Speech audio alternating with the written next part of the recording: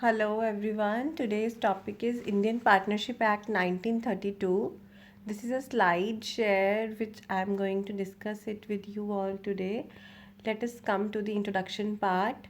So first of all, we will discuss about the definition. As in the law subject, we have to remember the sections, and in attempting the questions also, we have to attempt the sections along with the definition. So the definition of Partnership Act is according to section 4. Partnership is the relation between persons who have agreed to share the profits of a business carried on by all or any of them acting for all. Next is Indian Partnership Act 1932. It received the assent of the Governor General on 8th April 1932. Remember the date, and it came into force on the 1st of October 1932. Next is the nature, means features. It is the association of two or more persons, mean one person cannot start a partnership. For partnership, two or more persons according to this act is required. Result of an agreement between two or more persons. Agreement must be to share the profits of the business. This point, let me explain. There is the ratio, profit sharing ratio in the companies, and if there are the profit earning of rupees, for example 50,000, and the ratio is 3:2, so 50,000 will be shared among 30,000 and 20,000 between the two partners. Next, it has restriction on the transfer of interest, means interest cannot be transferred from one person to the another person, and agreement must be to carry on some business which is legally accepted by the law. It should not be illegal agreements, for example selling the illegal products which are banned by the government.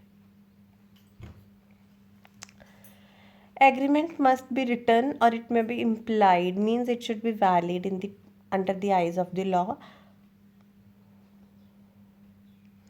The object should be lawful and compiled with the legal formalities. There are different types of partnerships. Partnership at will, means when the partnership is started by the will of both the partners.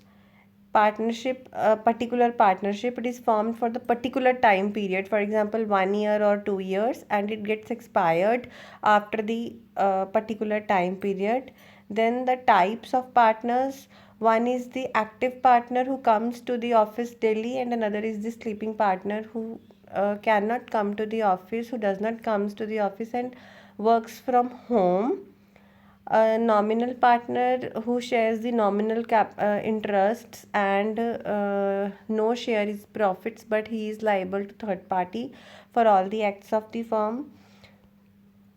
Rights of partners, this is also again very easy. Right to take part in the conduct of the business, right to assess the books, right to share the profits, right to interest on capital, right to indemnity, means to carry forward the losses, and right to interest on advance. Incoming partner and outgoing partner. Incoming partner, no partner can be admitted as a partner into firm without the consent of the existing partner, means if there are 10 partners working together and one partner leaves the organization, and if he wants to come again, then there should be the consent of all the other members in the organization that he will be coming to the organization or not.